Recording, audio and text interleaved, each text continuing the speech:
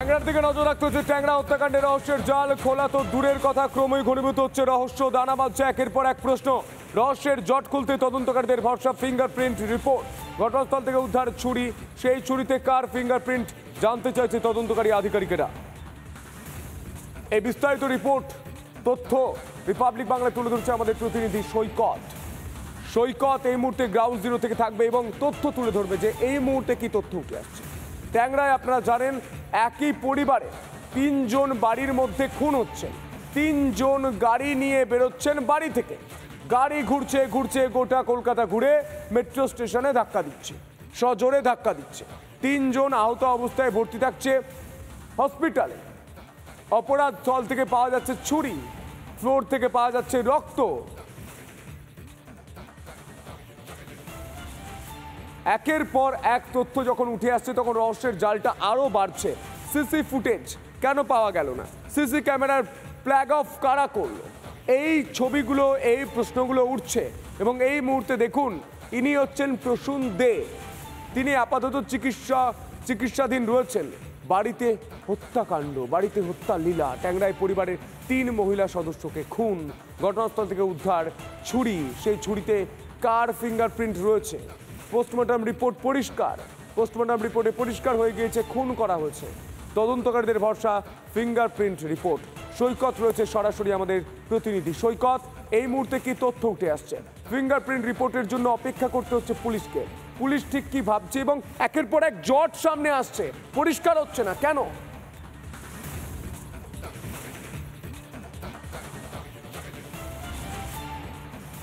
দেখো, এই জট পরিষ্কার হচ্ছে না বা জট কাটছে না, তার অন্যতম কারণ হচ্ছে যে বাড়িতে এই ঘটনা ঘটেছে, অর্থাৎ ট্যাংরার সেই বাড়িতে, সেই বাড়ির ভিতরের যে সিসিটিভি ফুটেজ বা ভিতরের যে সিসিটিভি ক্যামেরা, সেই সিসিটিভি ক্যামেরাগুলি 16 তারিখ থেকে বিকল ছিল।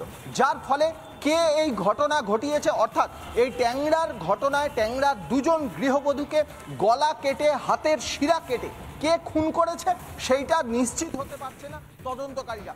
একমাত্র ভরসা যে 3 জন হসপিটালাইজড হয়ে আছেন এই দক্ষিণ কলকাতার বেসরকারি হসপিটালে, সেই 3 জনের বয়ানের ওপর নির্ভর করতে হচ্ছে।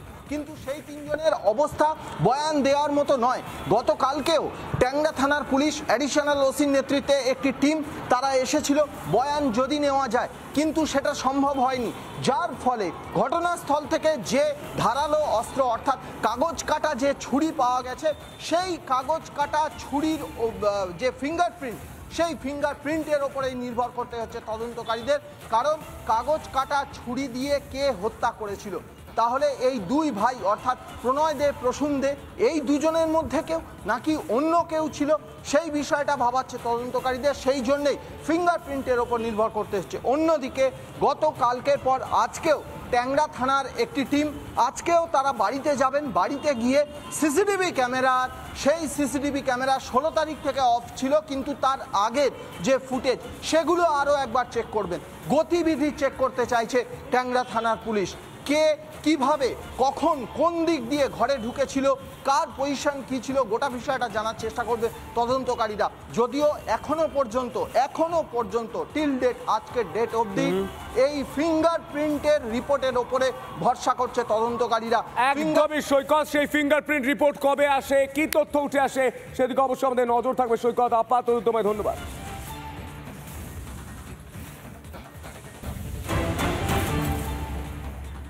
ওসির পর এবার ব্যবসায়ী, থানার ওসির পর এবার ব্যবসায়ী। ফের হাওড়ায় শুট আউট।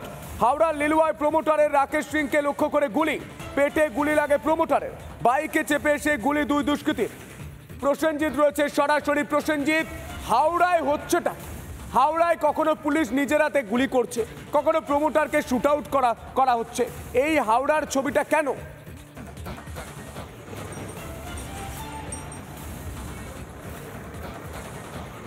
দেখো সন্তু, একেবারে বলে রাখবো, ঠিক রাত্রি 10টা নাগাদ ঠিক এখানে রাজেশ সিং নামে সেই ব্যক্তি এখানে দাঁড়িয়েছিল, একটি জন্মদিনের পার্টি চলছিল এই অ্যাপার্টমেন্টের ভেতরে, এবং সেখান থেকেই রাজেশ সিং বাইরে বেরিয়ে আসে এবং এখানে তিনি কথোপকথন করতে করতে বাইকে চেপে দুই দুষ্কৃতী আসে। তবে সেই দুষ্কৃতীরা তাকে লক্ষ্য করে গুলি চালায় এবং গুলি পেটে এবং হাতে ছুঁয়ে যায়।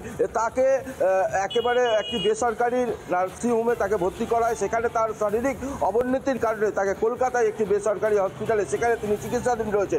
তবে এই বাংলায় বারে বারে চোখে আঙুল দিয়ে দেখিয়ে দিচ্ছে যে প্রশাসনের নজরদারির একটু কম রয়েছে এই হাওড়াতে।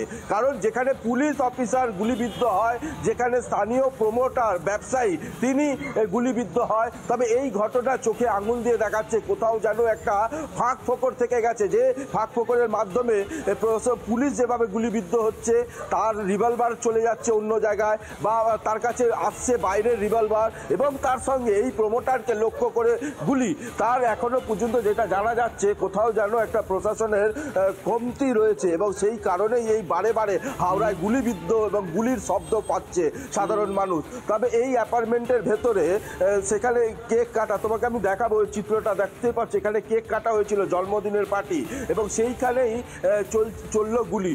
এই ঘটনার জেরে সবে সাধারণত মানুষ আতঙ্কিত, এবং আতঙ্কিত এতটাই যে হাওড়ার মানুষরাই আতঙ্কিত হয়ে পড়ছে। যেখানে একদমই প্রসেনজিৎ, এই খবরের দিকে অবশ্যই আমাদের নজর থাকবে। প্রসেনজিৎ, আপাতত তোমায় ধন্যবাদ। স্থানীয় বাসিন্দারা তারা ঠিক কি বলছেন শোনাবো আপনাদের, শুনুন। यहाँ पे कभी कभी वो लोग कोई आते थे, रात में आते थे, रात में जाते थे। ऐसे कोई फैमिली तो यहाँ नहीं रहता है। यहाँ पे कोई कभी आदमी आता था, कभी कभी जाता था। कोई आइडिया नहीं हमको। आप अभी आ रहे हैं रात में, कब पता चला है? तो हम लोग तो अनसेफ फील कर रहे हैं। ऐसा हुआ है तो अनसेफ ही है। নানা ধরনের কন্টেন্ট দেখার জন্য লাইক করুন, শেয়ার করুন আমাদের ফেসবুক পেজ, সাবস্ক্রাইব করুন আমাদের ইউটিউব চ্যানেল। পাশাপাশি অন্যান্য ব্রেকিং নিউজের জন্য অবশ্যই চোখ রাখুন রিপাবলিক বাংলায়।